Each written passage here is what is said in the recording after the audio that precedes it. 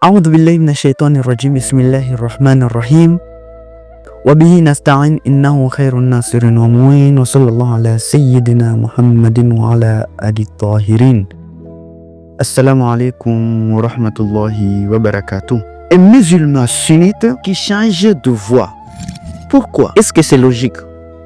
Donc c'est ce que nous allons voir ici de suite.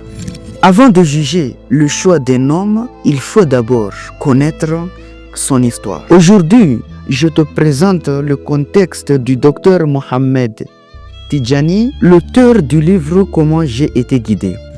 Mohamed Tidjani As-Samawi est né en 1943 en Tunisie, dans une famille musulmane sunnite et de rite malikite. Comme beaucoup d'entre nous, il a grandi dans une tradition religieuse. Il récitait le Coran, allait à la mosquée, respectait ce qu'on lui avait transmis. Mais très tôt, c'est un esprit curieux qui se dessine. Il aime les débats. Il pose des questions parfois trop profondes pour l'entourage.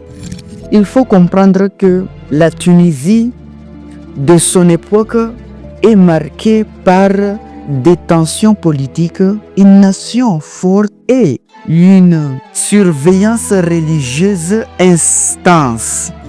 Seulement, s'écarter du Coran majoritaire, c'est souvent être vu comme un traître ou un égard. Mais lui, il ne cherche pas à provoquer, il cherche à comprendre. Le déclin ne vient pas d'un conflit, il vient d'un voyage. Comme souvent dans la vie, ce sont les rencontres qui allument la sagesse. Lors d'un pèlerinage, il discute avec des chiites et au lieu de les rejeter, il les écoute, il débat avec respect. Il vérifie et il lit. Par exemple, s'il attend quelque chose ou bien s'il voit quelque chose, il va vérifier, il va relire et relire. C'est ce qu'il a entendu ou bien c'est ce qu'il a vu. Ce qui fait chez lui, ce n'est pas le changement, c'est la sincérité dans la recherche. Il aime beaucoup les recherches, il cherchait beaucoup, il lisait beaucoup. Il aurait pu rester confortablement dans ce qu'il connaissait, mais il a préféré le chemin parfois douloureux de la vérité. Et cela est une grande leçon. Celui qui cherche sincèrement finira toujours par trouver, même si cela bouscule.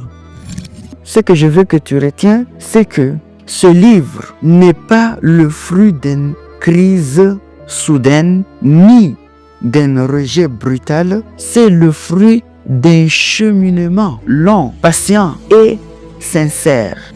Le voyage de la foi, comme souvent quand on ose poser la question que tout le monde évite. Wassalamu alaikum wa rahmatullahi wa barakatuh.